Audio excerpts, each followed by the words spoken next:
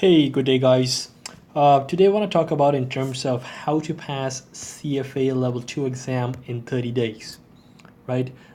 Between now and June 15th, there's roughly around 30 days left. So the idea really is for those who haven't completed the whole program, or those who are still on the fence of whether I should do the exams or not. Is it possible to do it in 30 days? 100% is possible in 30 days. Of course, it also depends on how much time and where you're concentrating your time, right? The first thing that I would want to highlight is, because there's only 30 days left, you want to have some kind of a study guide where everything is going to be in a condensed manner. Now, what do I mean by condensed? With CFA Level 2 exams or any CFA exam, all the topics are being divided into study sessions, right? So any study session has different LOSs. So you might have a whole bunch of LOSs.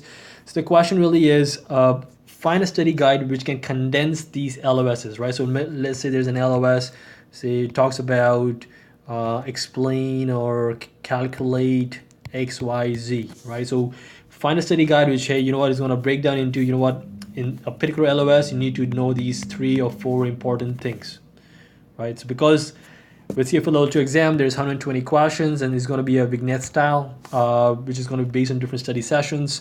You don't want to miss any study session, so you want to cover all the LOSs in the study sessions. And within each LOS, there's only 3 or 4 things that you really need to know. The rest of it is all fluff, right? So find a study guide which can go and break each study session into LOSs, and each LOS has 3 or 4 main points to really talk about, right? So that's the step number 1. Step number 2, you want to try to have some kind of an interlinking of concepts. Interlinking concepts. So if you do an interlinking of concepts, there's going to be less memorization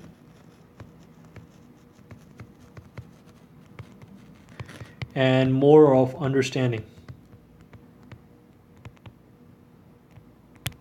right? That's how you want to try to approach the CFA Level 2 exam, because if you're trying to memorize everything, it's just too much information for you to actually sit down and memorize. Now, what do I mean by interlinking concepts? For example, let's say you talk about quants, right? Quants talks about linear regression models, right? So let's say talks about an dependent variable, and there is an intercept, right? B0 plus B1 xt. So this is an independent variable. Now, how you're going to interlink it is in terms of, let's say if you talk about portfolio management concept, it's really the same thing. I mean, if you do a CAPM model, which is going to be the expected return, is what? It's going to be a risk-free rate plus the beta and the market risk premium, right? So this is the beta, right? Now you're interlinking 2 different concepts, but all you really need to know is this. Now, if you want to break it down even more, if you go into equity section, same stuff in terms of calculating the required return. This is really the same formula that you will be using. So try to interlink different concepts, so you don't really have to memorize a whole bunch. Another good example is, let's say if you're in equity section, the main on there is the DDM model, which is a dividend. The main concept on there is the Gordon growth model, right? The Gordon growth model talks about, in terms of valuation, is based on the future dividends, R minus G.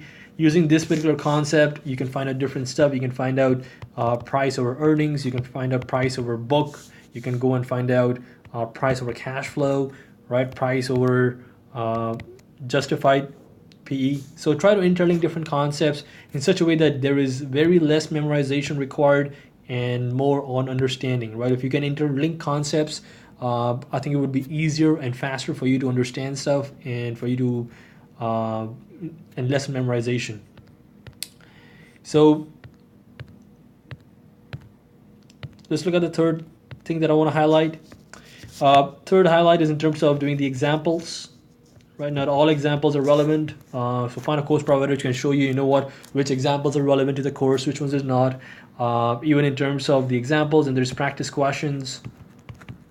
If you have tackled all of these, there's even topic tests. If you have the If you register for the CFA exam, it has topic tests on the website, right? So you can log in there and take a look at it. So those how you want to go and attack the material, right? So these 3 steps are really key. And the fourth is, last but not the least, is really going to key one. You want to take a look at which topics weighs more, right? So for example, if there is equity, there is financial reporting, there's fixed income, there's portfolio management, which are the highest weighting ones, right? So if it's, let's say, equity is between rating 10 to 15%. I'm just making up the numbers, right? So whichever is the highest rating one, those are the ones you really want to concentrate on and use the 3 concepts that I talked about. And there's very easy way you can go and interlink those concepts in such a way that there is very less memorization, right? So this is a way, if you try to approach it with the 4-step scenarios on how to go and pass the CFA level exam in 30 days. If you follow these 4 steps, there's a likelihood that, you know what, in the next 30 days, with the time that you will be spending on in this structured manner, you can actually go and pass the CFA level 2 exam. Any questions, let me know, and good luck for the CFA level 2 exam.